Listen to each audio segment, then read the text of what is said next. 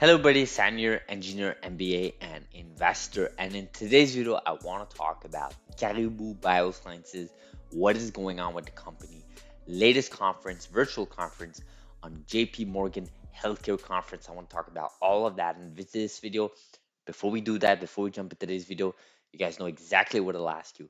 Destroy that like button, guys. Smash the like button. Subscribe if you've not. Click it just underneath this video, guys. It's quick, it's free, it's easy. Hit that notification bells for our video to get to you faster. So I wanted to talk about today's video on Caribou Biosciences because I was going through their website and I saw actually they had a JP Morgan Healthcare conference, virtual conference that we see here. They had it as a webcast, but I'm just looking at the PowerPoint slide here. Maybe in the next video or in a future video, I'll make it on the webcast that happened if we do have the webcast access to the webcast. But for now, I think this will do.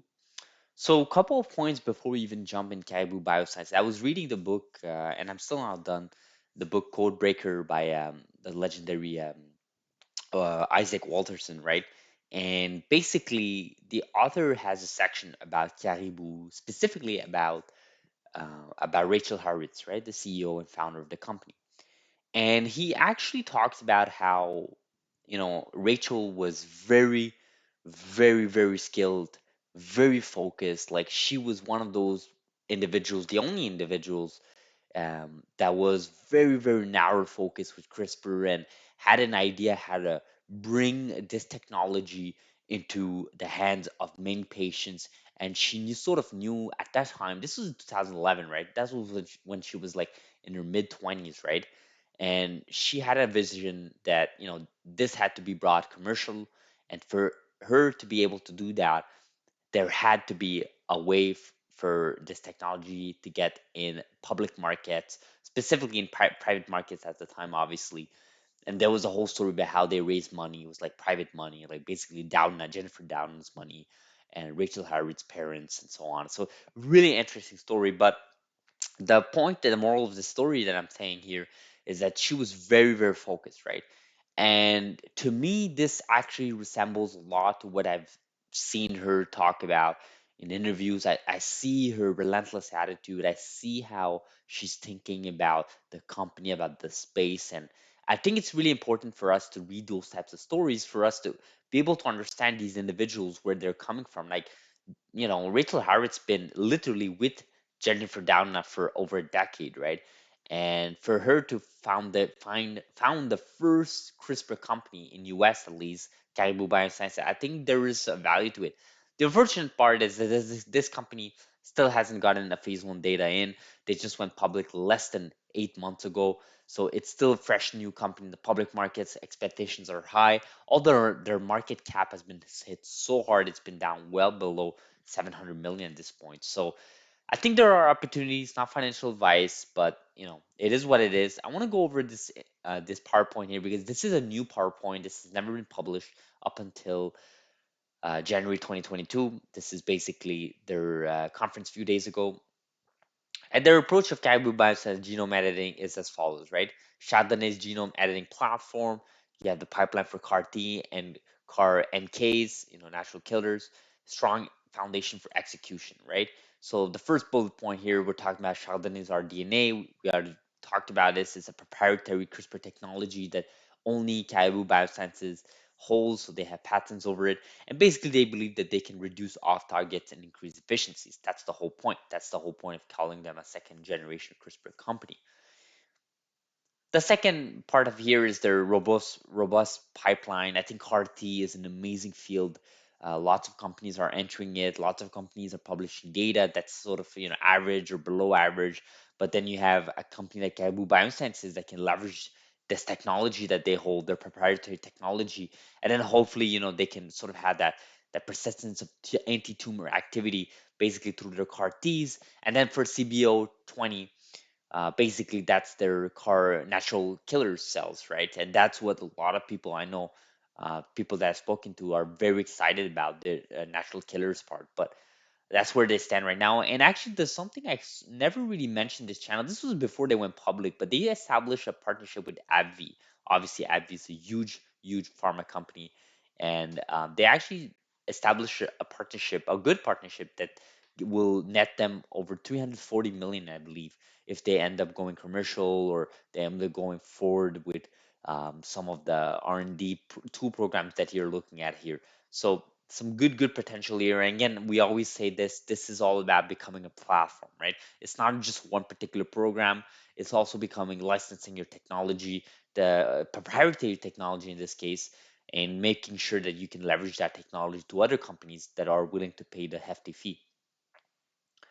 Obviously, strong foundation and backed by the Nobel Prize winner Jennifer Doudna, like I just mentioned earlier, co-founded Caribou. She's definitely a co-founder. Okay, she's not just an advisor. She was definitely a co-founder. She founded this company with Rachel Harris. So I remember when I used to talk about Caribou in the early days, I used to say that Jennifer Doudna, she was important in the foundation of this company, but literally she founded this company. So I just want to clarify that, right? So obviously they hold many patents here, especially in the US, and then they have $435 million in cash as we stand, which is really good money considered what's going on in the public markets right now. So they were able to raise cash at the right time, arguably, right? So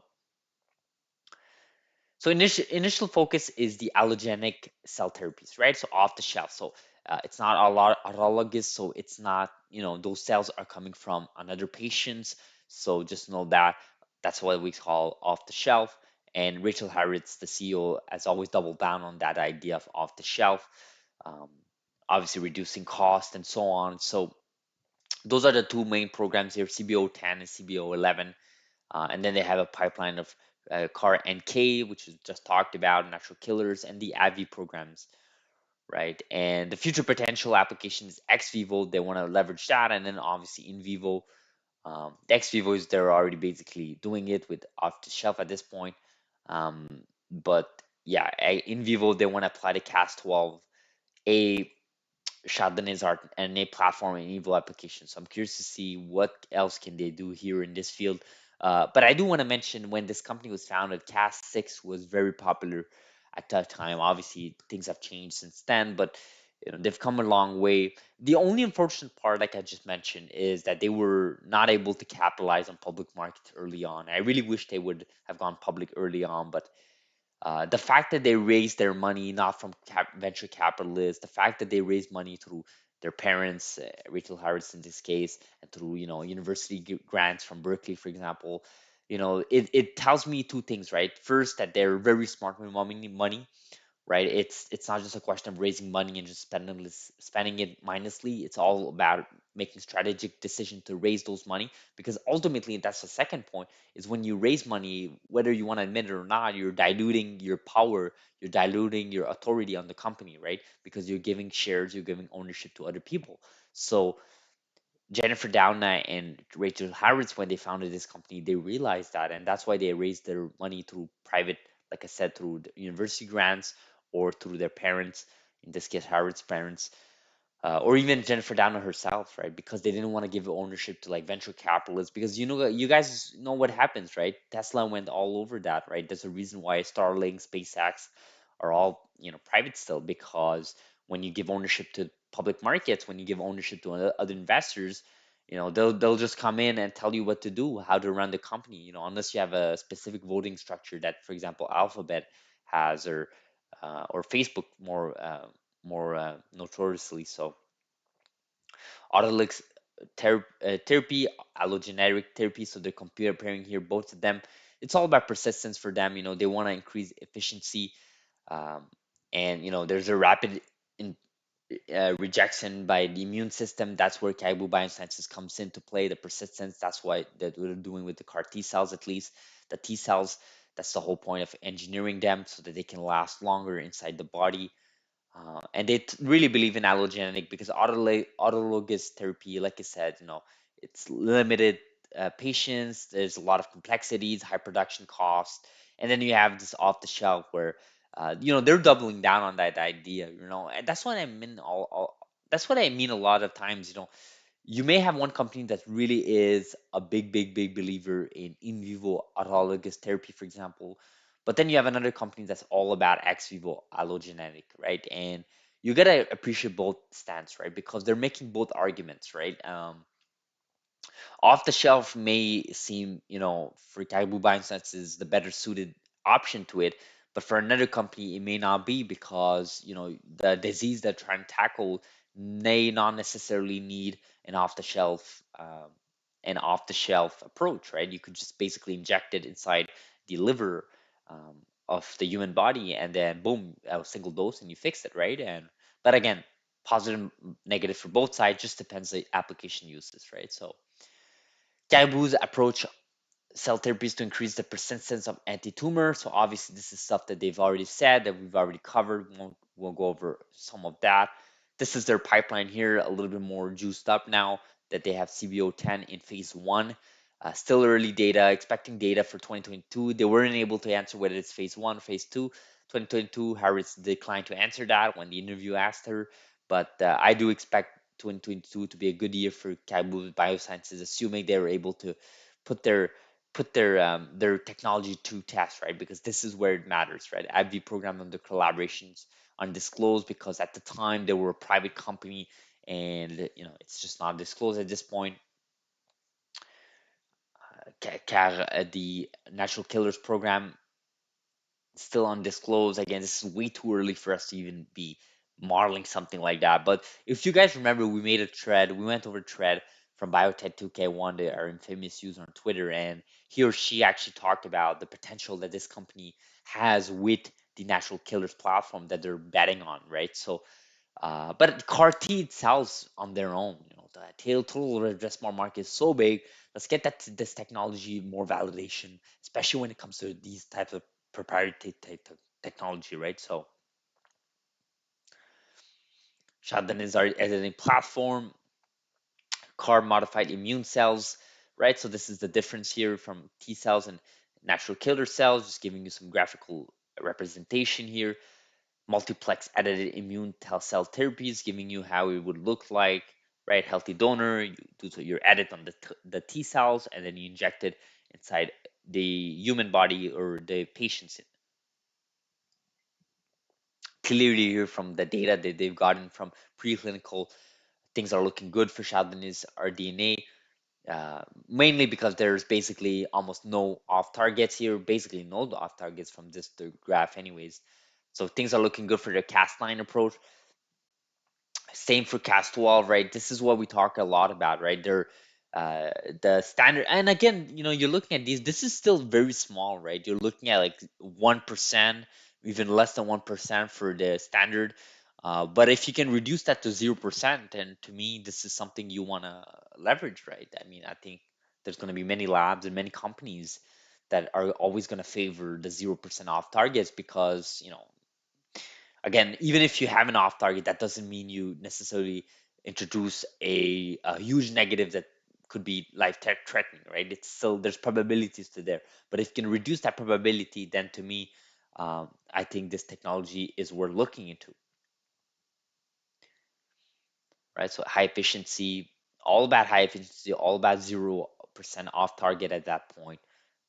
Um, and if you take a look at the multiplex editing is like the next level to what they're trying to achieve here. But translocation, there's a great video today in the past few days from CRISPR Tommy and translocations and how NTLA are able to reduce those translocation through LNP technology rather than electroporation. So that's something you want to consider, right? And this proprietary CRISPR delivery, you have a 0.1% as opposed to 1% from CRISPR therapeutics, right? They're saying the standard is 3.5%. I'm not sure about that number. I would not take that number as a standard. I'm sure there are some labs with that number, but CRISPR companies that I've seen are more around 1%, especially like companies like CRISPR Therapeutics, for example. So yeah, so CBO10, this is what all eyes are on this summer. Like I said, up until first half of this year, maybe second half of this year, this is all what all investors are looking at. Data needs to be extraordinarily amazing in order for this company to get back to all-time peaks for this program.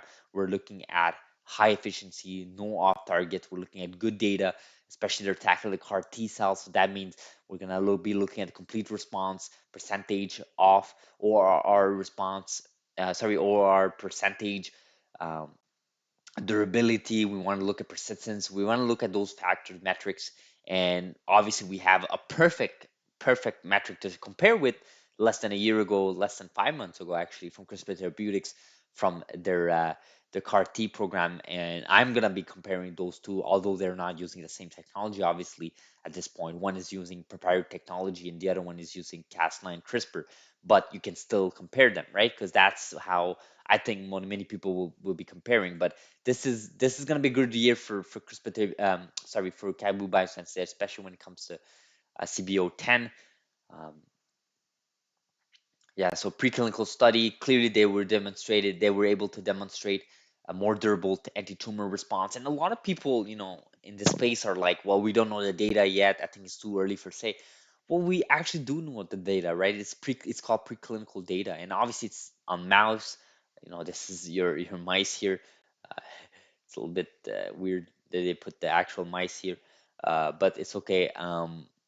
They're able to prove that data here, and clearly they were able to prove that conventional CAR T here, um, after like 100 days, maybe 80 days, um, it just, you can see it falls out really quickly. And as opposed to Chardonnay's rDNA technology from their CD19 specific allo CAR T cells expressing PD1 from CBO10, what they're doing, clearly you can see here the line well above 160 days, right? So very good percentage survival is a lot. We do have the data in, and you got to remember, guys, these companies wouldn't go public. This company wouldn't have gone public, wouldn't have disclosed this program if they didn't have the confidence that they could really address the CAR T cells program issue, right? That many companies are trying to tackle, but many are failing, or at least are posting average results, right? When it comes to survival of their their cells, right? Because ultimately you want those CAR T cells to survive in the body of the patient in order to combat cancer, right? That's the whole point of CAR T programs. That's the whole point of saying persistence or durability and complete response metrics, right? So some good stuff here. CBO11, that's their other program here. Doing it some, they're using Cas12 now, Sheldon's rDNA. Obviously reducing off target, they're doing something else here, clearly different. But again, this is not going to be until 2023, to be fair. Maybe 2022 there'll be, we'll get some early indications about it late 2022, but I really doubt anything's going to happen with this program in this year. I think it's, like I said, it's really CBO10 at this point. If you're trying to invest in this company, CBO10, you should definitely memorize every single thing that's going on with CBO10, why they're betting on it, why that their approach to CAR T cells may be better than other CRISPR companies. You got to look at preclinical data. We've actually looked at one of their papers, research papers about that program. So IND filing for 2022, like I said, IND filing, you're probably going to get a phase one data injection by late 2022, very late. So I'm not that I'm not that excited about that program, for example, at least for 2022 for now. But obviously, it's a great thing that they're working on it, especially with Cas12, right? And then obviously, there's the CBO12, again, another CAR T cell program.